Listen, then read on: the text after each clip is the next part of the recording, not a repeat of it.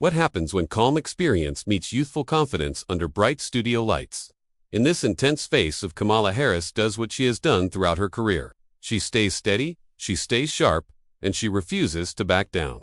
But this time, the spotlight isn't just on policy. It's on composure. When Barron Trump steps forward to defend his family's legacy, he expects applause. What he doesn't expect is a calm, direct reality check that shifts the entire room.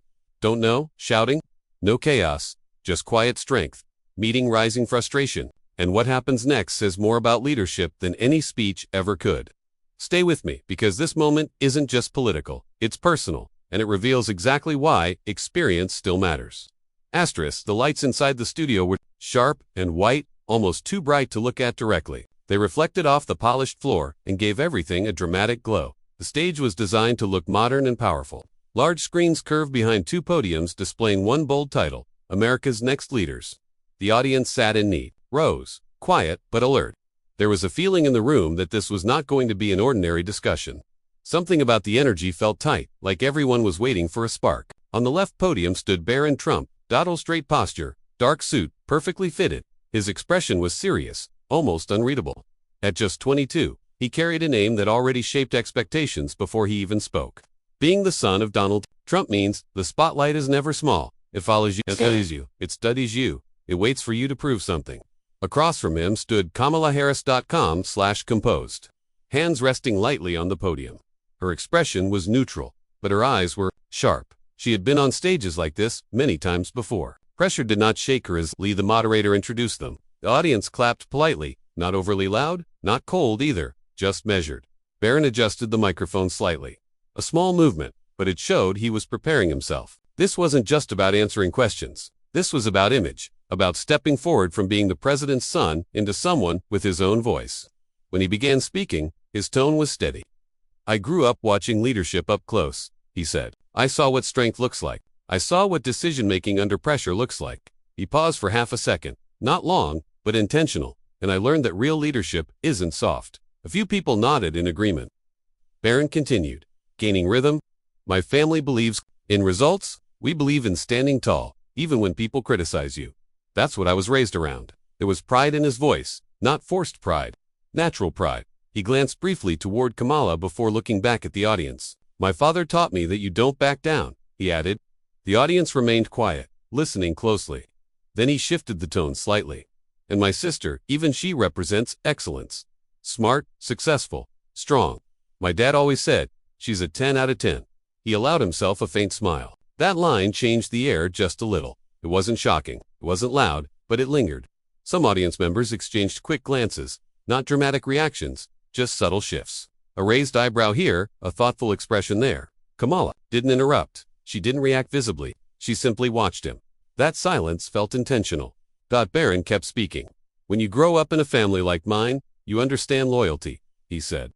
You understand that success doesn't happen by accident. His voice grew more confident as he continued. Each sentence came faster now. We support each other. We build each other up. And that's something I'm proud of. The words were simple, direct, strong, but beneath the surface, there was something else's expectation. The expectation to defend, to represent, to uphold a legacy that already exists. Barron wasn't just speaking as himself. He was speaking as a Trump. And everyone in the room knew it. The moderator nodded and turned to Kamala for her response. But before she could begin, Barron added one more sentence.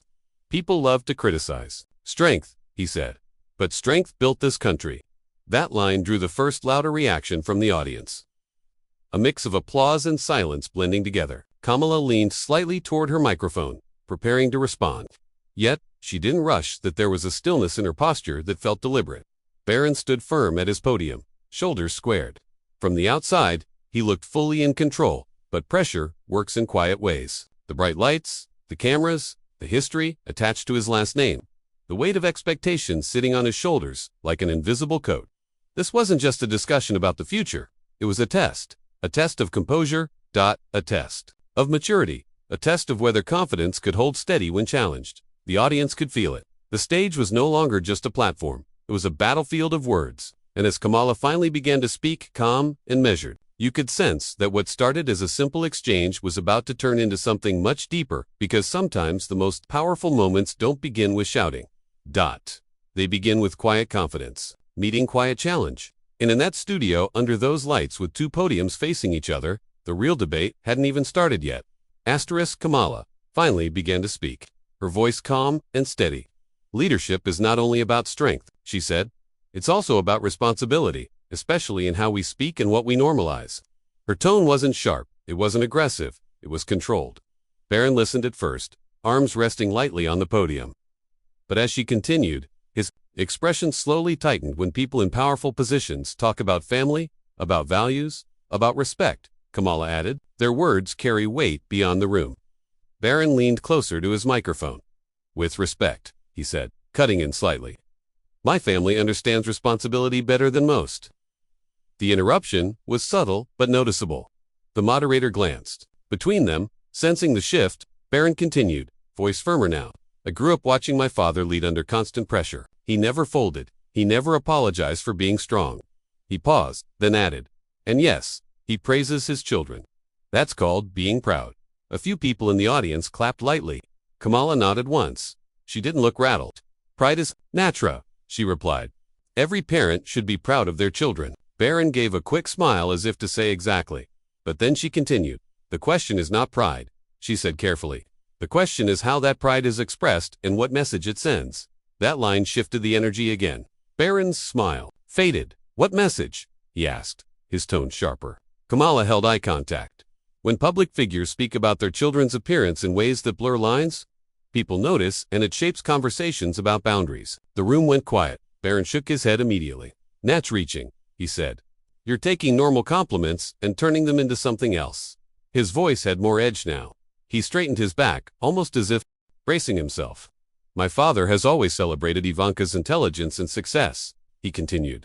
Yes, he's called her beautiful. Well, father doesn't think their daughter is beautiful. Some audience members nodded. Camille didn't interrupt. She waited until he finished. Then she spoke slowly. Compliments are normal, she agreed. But public language matters, especially when you're the president. The title hung heavy in the air. Barron's jaw tightened at that. People twist words all the time, he shot back. They take jokes and stretch them. Kamala tilted her head slightly. Sometimes, she said, but sometimes words speak clearly on their own. The audience murmured softly. Barron exhaled through his nose, clearly frustrated. You're acting like there was something inappropriate, he said. There wasn't. Kamala remained steady. I'm saying that leadership requires awareness. Responded, when millions are listening. Tone and phrasing matter. That calm delivery seemed to irritate him more than an accusation would have, because she wasn't yelling, she wasn't attacking. She was questioning. Questioning can feel more threatening than direct criticism. Barron gripped the edges of the podium. Now, you don't understand my family, he said, voice rising slightly. We're close. We support each other. We don't apologize for loving each other. No one is asking you to apologize for love, Kamala replied. We're discussing standards. The word standards echoed in the quiet studio. Barron's breathing became more visible now. His shoulders lifted and dropped faster. This is what happens, he said, gesturing lightly with one hand. Strong families get criticized. Strong men get misrepresented. Kamala responded without hesitation, saying ability are not opposites. That line drew a stronger reaction from the audience. Some clapped. Others remained silent. Barron looked out toward the crowd briefly, then back at Kamala. You're turning this into something it's not, he insisted. Am I? She asked softly. That simple question landed harder than any long speech. For the first time, Barron didn't answer. Immediately, there was a pause, a noticeable pause, the kind that stretches just long enough for tension to grow. The moderator shifted in his seat, clearly aware that the discussion was drifting into deeper waters. Barron finally spoke again, but his tone had changed. It's easy to sit there and question, he said. It's harder to build something lasting. Kamala nodded once. Building something lasting requires trust, she replied. And trust grows when people feel boundaries are respected. The air in the room felt heavier now. This wasn't just about comments anymore, it was about image, influence, responsibility. Barron's earlier confidence was still present, but cracks were beginning to show. His responses came quicker, more defensive. The audience could sense it. What began as a proud defensive family was slowly turning into a direct confrontation over values, and neither side was backing down. But the real turning point, it hadn't happened yet, because Kamala was about to take the conversation one step further from defense to direct accountability. And that step would change everything. The studio felt smaller now. Not physically smaller, but tighter, heavier. Barron stood firm at his podium. but the ease he carried at the beginning of the event was fading. His shoulders were slightly tense. His grip on the podium was no longer casual. Kamala waited for the room to settle before speaking again. "Let me be clear," she began, her tone calm but direct. "This is not about attacking your family. It's about understanding the responsibility that comes with influence." Barron gave a short nod, but it didn't look like agreement. It looked like impatience. Kamala continued, "When leaders speak, especially about their children, the public listens carefully. Words that might sound casual and private can feel very different when spoken from a position of power." She paused just long enough to let that thought land. "There have been interviews over the years," she added, "where certain comments about Ivanka made people uncomfortable, not because pride is wrong, but because tone matters." The audience was completely silent now.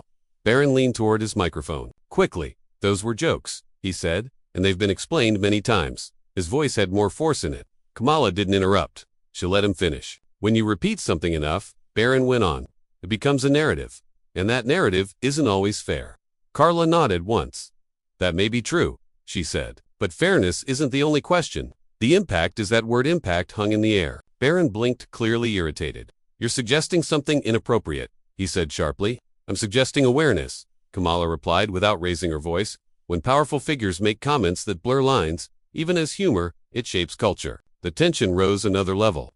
Barron shifted his weight from one foot to the other. "My father has always supported his children," he insisted. "He praises success. He praises beauty. That's normal." "Praise is normal," Kamala agreed, "but phrasing matters." There it was again, .com/direct. Unshaken, Barron let out a breath through his nose. "You're reading into it," he said. Kamala leaned slightly forward. "When you hold the highest office in the country," she said carefully, "you don't get the luxury of careless language." That line hit harder than anything before it. The audience reacted with a low murmur. Barron's expression changed. The confidence that once looked effortless now looked strained. "You think he was careless?" he asked. "I think leaders must hold themselves to higher standards," she answered. There was no anger in her voice. That's what made it powerful. Barron opened his mouth to respond, then stopped. For a brief second, he didn't have a quick comeback, and that pause felt louder than shouting. "Kamala continued," said Ian composed. "You're defending loyalty. I respect that, but loyalty does not replace accountability." Barron's hands tightened around the edges of the podium again. "You don't understand what it's like," he said, voice rising slightly. "Every word my family says gets dissected."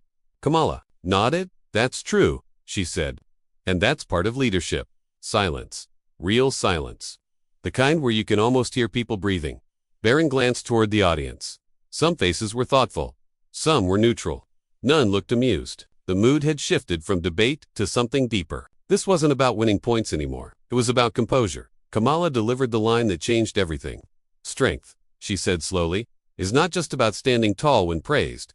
It's about standing steady when questioned." Barron looked at her directly. "You're questioning my father's character," he said. "I'm questioning whether powerful voices recognize their influence," she corrected. The distinction was small, but powerful. Barron ran a hand through his hair briefly. Something he hadn't done all night. For the first time, he looked unsure. He wasn't shouting. He wasn't storming off, but the calm confidence from earlier had cracked, and the audience could see it. Kamala's tone softened slightly. "Public life is difficult," she said. "It demands awareness. It demands restraint, and it demands reflection." Reflection. That word seemed to hang in the space between them. Barron looked forward again, no longer smirking, no longer leaning comfortably. He was thinking, and thinking, in that moment, looked harder than arguing. The moderator shifted, preparing to move the discussion forward. But something had already changed. The energy, the balance, the control. Barron had entered the stage, confident that defending his family would be simple. Now, he was facing something else. A blunt reminder that leadership is not just inherited. It is examined. And under those bright studio lights, examination can feel intense. The real breaking point. It was just one step away. By now, the room felt different. The bright studio lights hadn't changed. The audience hadn't moved. But the emotional temperature had risen. What began as a confident defense had slowly turned into a test of control. Barron stood still at his podium, but his posture was no longer relaxed. His shoulders were tight. His breathing was heavier than before. The calm rhythm he had at the start of the event was gone. The moderator tried to guide the conversation back to policy. "Let's refocus on leadership goals for the future," he said carefully. But the energy between Barron and Kamala wasn't ready to move on. And Kamala spoke first. "Before we shift topics," she said, voice steady. I want to say something important. The audience leaned in. Leadership is not only about defending the people you love, she continued. It's about understanding how your platform shapes others. Barron's eyes narrowed slightly. You keep saying that, he replied, but what you're really doing is attacking my father. Kamala shook her head gently. I'm asking for standards, she said. Higher standards come with higher power. That sentence landed heavy. Barron stepped slightly away from the podium, then back again, as if trying to steady himself. You're acting like my father did something wrong, he said, voice rising. I'm saying influence demands awareness. Carmela responded. Her tone never changed. That was the part that made it intense. Barron's voice, however, did change. This is ridiculous, he said sharply. You're twisting normal family pride into something ugly. A ripple moved through the audience. Kamala didn't flinch. When public comments blur lines, she replied calmly, people have the right to question them. Barron shook his head firmly. No, what people do is assume the worst. That's the problem. And when leaders speak carelessly, she answered, that assumption becomes easier. There it was again, that calm pressure. Barron's jaw tightened. You don't get it, he said. Louder now. You don't understand what it's like to have every word picked apart. Kamala nodded slightly. That's true, she admitted. But that scrutiny comes with the office. The word office carried weight. Everyone knew what she meant. Barron suddenly stepped back from the podium. Fully this time, his hands came off the surface. His composure, the steady image he had built at the start, was slipping. I'm not going to sit here while you question my family's character, he said firmly. The audience was silent. Kamala's expression softened, but her voice remained strong. No one is questioning love, she said. We are discussing responsibility. Barron let out a frustrated breath. You keep hiding behind that word, he replied. It matters, she answered. That the exchange felt faster. Now, sharper. Barron ran a hand through his hair again. A clear sign of frustration. You want to talk about responsibility? He said. Let's talk about results. My father delivered results and we can debate policy anytime. Kamala responded. But today we're talking about tone and influence. Barron raised his voice. Influence. You think one comment defines a lifetime of leadership? Kamala paused before answering. No, she said quietly. But repeated patterns shaped perception. That line hit harder than anything before. The audience reacted not loudly, but you could feel it. A shift, a recognition that this wasn't surface level anymore. Barron's composure finally cracked. This is unfair, he said, almost shouting now. You're turning jokes into scandals. The word scandals echoed slightly in the studio. Kamala stayed seated, hands resting calmly on the podium. When leaders speak, especially about their own children, she said carefully, they modeled boundaries, and boundaries matter. Barron looked around the room as if searching for agreement. Some faces were neutral, some thoughtful. None were cheering. For the first time that night, he looked unsure. You're trying to paint something dark? He said, voice no longer fully steady. I'm asking for reflection, Kamala replied. Reflection. That word came back again? Barron stepped forward to the podium one more time, gripping it tightly. You don't know my family, he said through clenched teeth. Kamala met his gaze directly. And the public doesn't know your intentions, she answered. They only hear the words silence. Deep silence, the kind that stretches long enough to make everyone aware. They are witnessing something important. Barron opened his mouth to respond, but nothing came out at first. That moment said everything. The confident young man who began the night with smooth answers and steady smiles was now visibly frustrated, struggling to regain control. The breaking point wasn't explosive. It wasn't dramatic, shouting across the stage that it was the quiet realization that calm questions can shake even strong defenses, and under those bright lights with cameras capturing every expression, Barron faced something harder than opposition.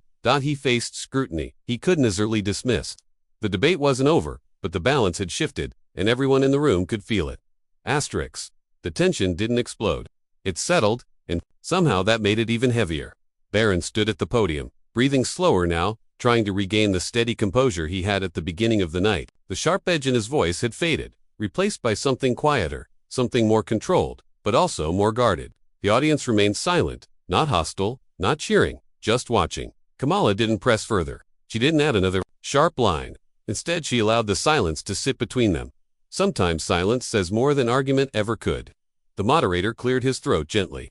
Let's move toward closing thoughts, he said. It felt almost strange to shift gears after what had just happened. The emotional wave in the room hadn't fully settled. Kamala spoke first. Leadership, she began calmly, is not easy. It comes with pressure, scrutiny, and constant judgment. Her tone was no longer confrontational. It was reflective. But the higher the position, she continued, the higher the standard. And that includes how we speak, how we model behavior, and how we respond when questioned. She paused. True strength isn't just about defending what you love. It's about being willing to examine it. The word examine lingered in the air. Barron looked straight ahead, listening carefully. He didn't interrupt this time. The moderator turned to him.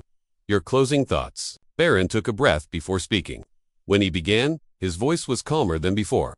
My family has always stood together, he said. We believe in loyalty. We believe in strength.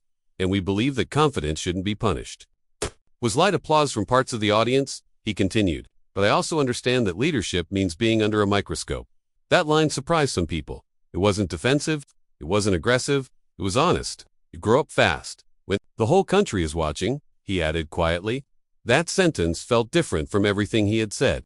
Earlier, Kamala watched him closely, her expression thoughtful. Barron continued. I won't apologize for loving my family, but I hear what you're saying about standards. The room was completely still now. It wasn't a full agreement. It wasn't surrender, but it was acknowledgement. And acknowledgement can be powerful. Kamala gave a small nod. That's all anyone can ask for, she said softly. Awareness. The word came back one final time. Awareness. The moderator thanked both of them. The lights shifted slightly, signaling the end of the program. As the applause rose, polite, steady, Barron stepped back from the podium. He didn't look angry anymore. He looked thoughtful. The earlier frustration had called in its place with something more complex. A realization, perhaps, that defending a legacy is different from building one. Kamala stepped away from her podium as well. There was no handshake, caught in dramatic fashion. No exaggerated gestures, just two figures walking off a brightly lit stage after a tense exchange of ideas. But the real impact wasn't in the raised voices. It wasn't in the sharp lines. It was in the contrast. Barron had entered the stage, confident, ready to defend strength without hesitation. Kamala had responded with calm questions, steady tone, and focus on accountability. Confidence met composure, defense met scrutiny, emotion met restraint, and somewhere in that exchange, something shifted because leadership is not tested when the room agrees with you. It is tested when someone calmly challenges you and you have to decide how to respond. The audience slowly began to stand, conversations starting quietly among themselves. Not loud debates, not dramatic reactions, just reflection. Barron walked toward the backstage exit with measured steps. No storming out. No dramatic gestures. But anyone watching closely could see it. He had felt the weight of public questioning in real time, and that weight changes people. The program ended, the lights dimmed fully. Yet, one question lingered in the air, long after the stage emptied. What defines real leadership? Loyalty without question or strength with reflection? Maybe the answer isn't simple. Maybe it's somewhere in the balance. But one thing was clear. Under bright lights and intense scrutiny, composure can be just as powerful as confidence. And sometimes the real loss isn't in an argument. It's in losing control. Even for a moment when calm truth stands firm.